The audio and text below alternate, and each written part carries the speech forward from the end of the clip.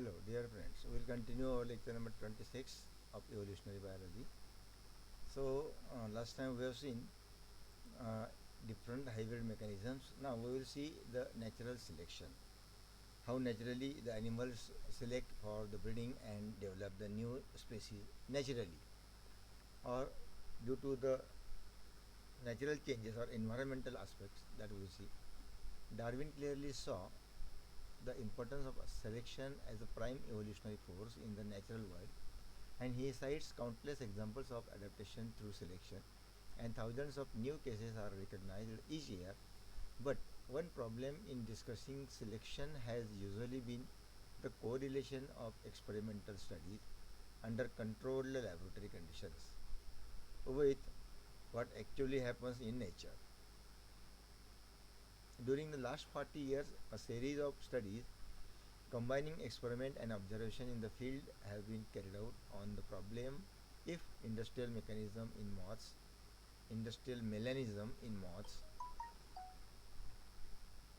they provide an exciting insights into the operation of selection under natural conditions.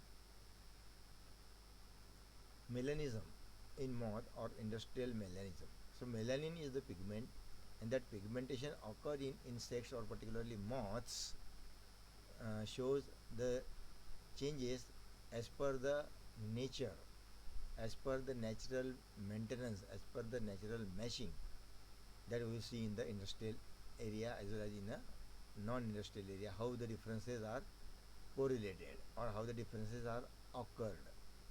With increasing industrialization due to industrial revolution in Britain, entomologists began to record the replacement of light or grey colors in many different species of moth with dark or black ones called as melanics. A particularly good example is that the peppered moth known as Biston betularia, where the dark form is referred to as Carbonaria. Dark form is called as Carbonaria. The following facts were discovered. Number one, the earliest record of dark forms, that is 1% in 1845 and 99% in 1895, came from sites near heavily industrialized areas, and that area is Manchester in Birmingham of the state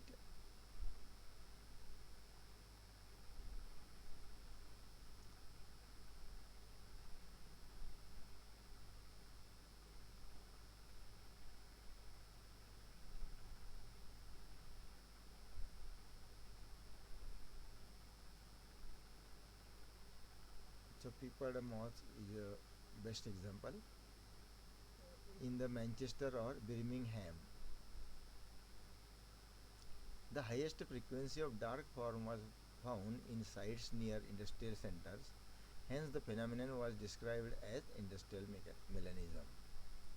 Melanics usually occurred in night flying species, and the possible evolutionary explanation is that light forms are more conspicuous to predators, birds, than English robin, Erythra castrubecula is the species. When they rest on sooty branches and tree trunk in industrial sites in the daytime under unpolluted condition, light moth almost mingle with lichened tree trunks and becomes well protected. So this is the figure that this is the white moth and this is the black moth, or we can say dark moth and light moth, figure A and figure B. So typically light colored and Carbonaria dark colored form of Biston betularia moth on blackened dark in a polluted region of England. And figure B is the typical light colored form of Biston betularia moth on an unpolluted lichen covered tree. So lichen covered tree, and this is polluted region. And this is the moth. These are the two moths, light colored and carbonaria or dark colored. The possible evolutionary explanation is that light forms and more conspicuous to predators, so birds can spot easily to them when rest on the sooty branches and tree trunks in the industrial sites in the daytime. There are of course possible alternative explanations such that melanism might be phenotypic due to uptake of industrial pollutants. This may be the reason. And carbonate trait usually segregate as if it was a dominant at a single locus. And there are other possible explanations. Example, dark color might protect against the direct effect of pollution. To analyze the situation further, therefore, Professor H.B.D. Kettlewell in 1956 and 1973 performed the following experiments. First, to determine whether Carbonaria or melanic moth or black moth had a greater fitness than typical light peppered moth. Both found in industrial and rural areas. So direct observation made on predation rates. So similar melanic typical light moths were put on tree trunks in polluted and non-polluted areas. More melanics were eaten by birds because they spotted easily, and one bird, the creeper, did not distinguish between two moths. Kittlewell noticed that it feeds by creeping up and down the trunk of the trees and is therefore more apt to see the silhouette of moth resting upon the bark of the tree than the color of the wings. So point number 2 and 3, what we have seen now, are particularly powerful supports for the idea that melanism has arisen in response to predation, and thus one of the many impressive features of Kettlewell's studies lies in the clear-cut identification of the selecting agent. Selection, we may recall, has been defined as differential reproduction. The act of selection in itself does not reveal the factors or agencies that enable one genotype to leave more offspring than another. We may demonstrate the existence of selection yet not known the cause of that selection. We might have reasonably suspected that predatory birds were directly responsible for the differential success of the melanic forms in survival and reproduction. But Kettlewell's laboriously accumulated data provided that all important ingredient, the proof, and lastly, gradual replacement of soft high sulfur or sooty coal to less smoky fuel or by oil and electricity reduced the soot deposition on the trees, and conditions then become more suitable for the survival of grey moss. So consequently their frequency once again increased, shown by Bishop and Cook in 1975. So types of natural selection. What are the types of natural selection? Some individuals in a population are more successful than others in passing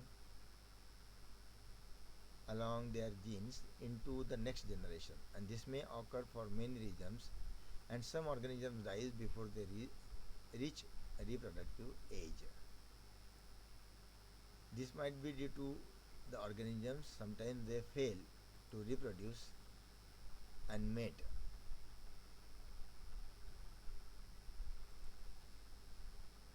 There are differences in the number of offspring produced. The result of the differences means that for one or the other there is a differential rate of reproduction among members of population. We call this as a selection. And both in natural selection and artificial selection, the principle is the same. Some organisms breed more reproductively than others, and both types of selection operate on phenotype, not directly on the genotype. So there are also different types of natural selection mechanisms.